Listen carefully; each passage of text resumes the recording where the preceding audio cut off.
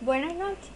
En esta oportunidad vamos a tratar el tema de los tiempos verbales en inglés. El equipo está conformado por Triviño Karina, Rivero Jesús, Valderrama Beximar, Cabanero Giselle, Jiménez Amira y mi persona María Cordero. Vamos a comenzar con lo que es el presente simple. ¿Qué es? El presente simple es un tiempo verbal presente de aspecto no perfecto. ¿Para qué se utiliza? El presente simple se utiliza para hablar de hechos y verdades generales que constituyen costumbres y rutinas de la vida cotidiana. ¿Cuáles son las reglas? La primera regla de ellas es que las oraciones se forman utilizando la base del verbo en su forma indefinida. Es importante destacar que el verbo se forma de manera indefinida con dos partículas, que es la partícula to y el verbo. Un ejemplo sería to play. En este sentido, cuando hablamos de presente simple, no se utiliza la partícula to, sino que solamente el verbo. Entonces sería play solamente. Y eso es lo que se conoce como la oración o el verbo en presente simple. Se basa en el uso de las expresiones de tiempos propias del presente simple. Ejemplo: always, every day, week, in the afternoon. Otra regla sería en su forma principal, el verbo no sufre cambios en su ortografía. Cuando hablamos en su forma principal, hablamos de I, you, we y they. Otra regla sería que en la forma verbal de terceras personas, por ejemplo, he, she y it, existen las siguientes reglas. Primero, que las oraciones afirmativas se hereda el verbo en su forma simple una S. En oraciones negativas o interrogativas esto no se hace porque se utiliza el auxiliar does, que es la tercera persona del auxiliar do. Cuando el verbo acaba en o, también se añade es. Y cuando el verbo acaba en y a este se le precede una consonante, esta debe ser sustituida por i para a continuación añadir es. Estructura de las oraciones. Cuando hablamos de una oración interrogativa, se coloca el do, does, que es en tercera persona, más el pronombre sujeto, más el verbo en forma simple, más el complemento, más la expresión del tiempo. En este caso sería: does Maria study management in the week? Si es una oración afirmativa, se utiliza el pronombre o sujeto más el verbo infinitivo. Si es tercera persona, se le agrega la S más predicado más expresión del tiempo. En este caso sería: Maria studies management in the week. Si es una oración negativa, se utiliza el pronombre o sujeto más el don't, not. Si es tercera persona, más verbo infinitivo, más complemento, más expresión del tiempo. Entonces sería: she does not study management in the week. Pasado simple. Hace alusión al pasado y es la forma más común de hablar el inglés. Tiene expresiones temporales como yesterday, night, week, month, year, day y when. A continuación vamos a hacer unas gramaticales o reglas gramaticales de nuestro pasado simple o past simple llamado. Usamos el infinito y añadimos la terminación ed a todos los verbos. Por ejemplo, want, live, stay. Una de las grandes terminaciones que nos hace estar o ver que estamos en nuestro pasado simple es la colocación en la parte escrita. En la fónica no, simplemente se nombra el verbo de una vez, want. Para verbos que terminen en, solo añadimos de, como por ejemplo change o believe. Igual le vamos a colocar la terminación ed y la pronunciación va a ser la misma. Si el verbo termina en una vocal corta y una consonante, excepto i, o, w, doblamos la consonante al final. Ejemplo, stop. Y obviamente, como lo vemos acá en la lámina, le vamos a doblar la terminación final. Si el verbo termina con la consonante y, se cambia la y por la letra i, como lo vimos aquí en try o style.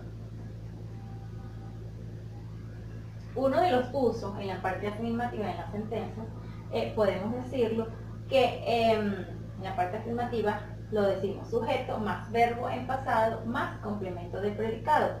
Por ejemplo, acá lo tenemos.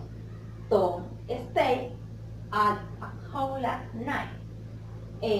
Kate worked last Saturday.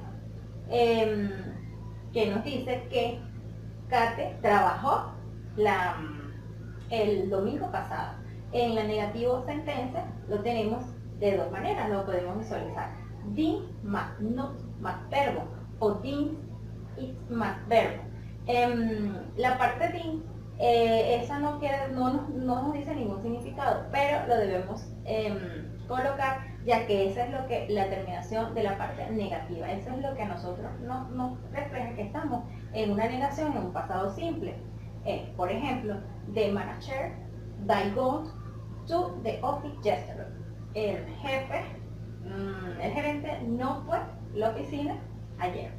En la parte interrogativa en sentencia lo tenemos did más sujeto más verbo. Tenemos did you go to the English class. Él no fue a la clase de inglés. Buenas noches, mi nombre es Jesús Rivero, les voy a hablar sobre el presente perfecto.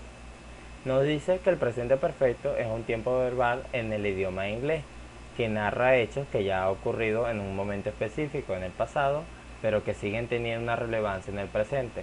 También nos dice que tiene alguna vigencia con el presente. Pasamos a la siguiente lámina. ¿Cómo construimos el participio del presente perfecto? Hay dos formas. Están los verbos regulares, que son aquellos a los que se le agrega las letras ed al final de la palabra. Por ejemplo, play, played. Verbos irregulares. Para los verbos irregulares hay que memorizar tanto la forma en el pasado y su forma de participio. Por ejemplo, to go, y se le escribe to go, go here. O to make, y made, que significa hacer. La negación del presente perfecto. La negación del presente perfecto no tiene ninguna complicación. Se estructura simplemente y se distribuye de la siguiente forma. El sujeto más el had o have más el not más el verbo en participio. Una oración sería He has not been a good manager, que en español sería él no ha sido un buen gerente. La segunda oración, I have not been a manager for 2 days, que sería no he sido gerente por 2 días. La estructura del presente perfecto. La estructura del presente perfecto en inglés es de la siguiente forma. El sujeto, el had or has y el participio del verbo. Algunos ejemplos de la conjugación de cómo deberíamos pronunciar este presente. I had manager. You had been a manager. He has been manager. We had managed. You had managed. They had been manager. Que en español sería, la primera oración diría que yo he gerenciado. La segunda, tú has sido gerente. Él ha sido gerente. Nosotros hemos gerenciado. Vosotros habéis gerenciado y ellos han sido gerentes. Muchas gracias. Buenas tardes, mi nombre es Beximar Valderrama. Continuamos con la exposición sobre el presente perfecto. En este caso tenemos lo que es la interrogación. Vamos a usar el verbo en la interrogación. En la interrogación se construye invirtiendo el orden del sujeto y el verbo. Por ejemplo, tenemos esta construcción, el have o el have más el sujeto más el verbo en participio. Como conjugación vamos a tomar estos ejemplos. Have I done, que en el español es he hecho, una pregunta. Have you done, has hecho. Has he done, ha hecho. Have we done, hemos hecho. Have you done, habéis hecho. Have they done, han hecho, ya en tercera persona. Si la oración tuviera una partícula interrogativa, la formaríamos de la siguiente manera. La partícula interrogativa, que sería el what, el have you done, que sería partícula, el have, el sujeto más el verbo. What have you done? ¿Qué has hecho? En cuanto al uso del presente perfecto, tenemos como ejemplo las acciones que comenzaron en el pasado y que no han terminado aún en el presente. una oración sería I have not studied management in the last 2 years. No he estudiado gerencia en los últimos 2 años. Acciones que comenzaron y acabaron en el pasado, pero que su efecto continúa en el presente. I don't know have time because.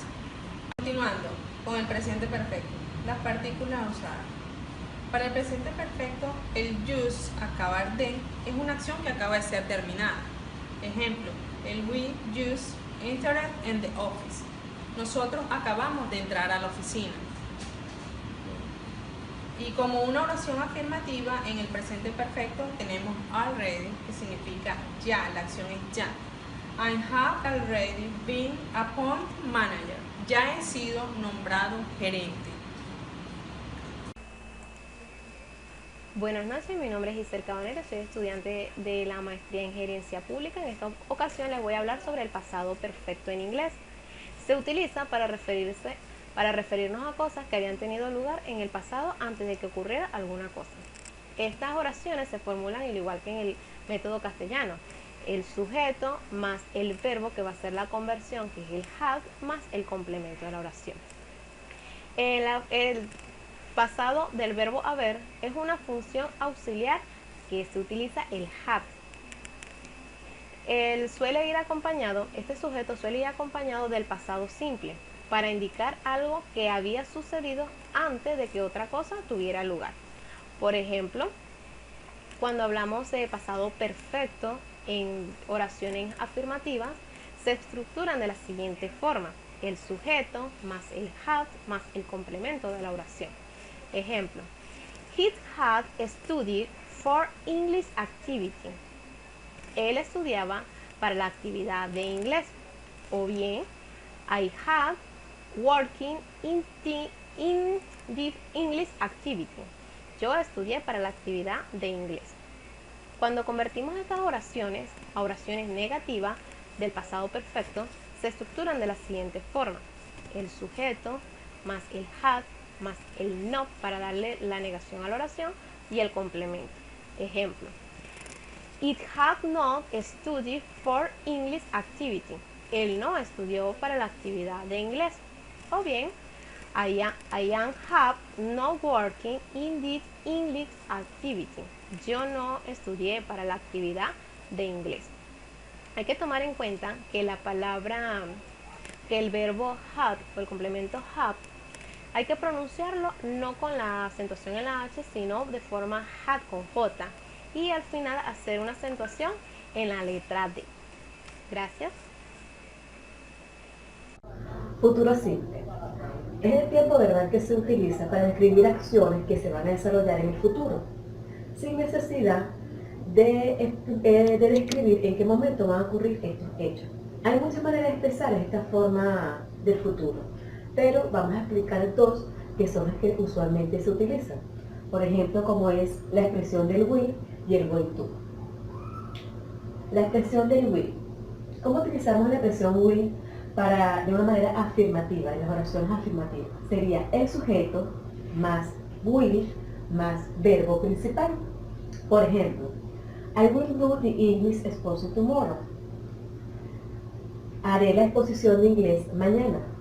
En la sentencia negativa sería primero el sujeto, seguido de la expresión will, después la expresión not, que es la negativa, y más el verbo principal. Por ejemplo, I will not go to meeting manager. Es decir, que no iré a la reunión de gerente. Y las sentencias interrogativas sería primero la expresión will, más el sujeto, más el verbo principal. Por ejemplo, will I work in my thesis next year? Trabajaré en mi tesis el próximo año.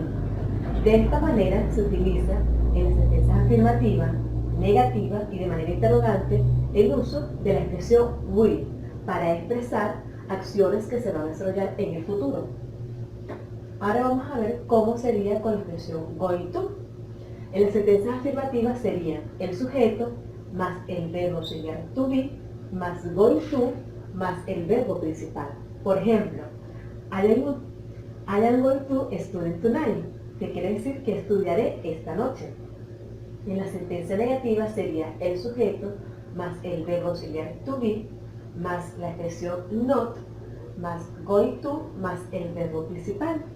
Por ejemplo, she is not going to work in the office. Ella no irá a trabajar en la oficina. Mientras que en la sentencia interrogativa sería primero el verbo auxiliar to be más el sujeto, el going to, más el verbo principal.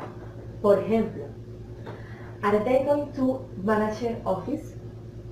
¿Serán ellos gerentes de oficina? ¿Irán a ser ellos gerentes de oficina?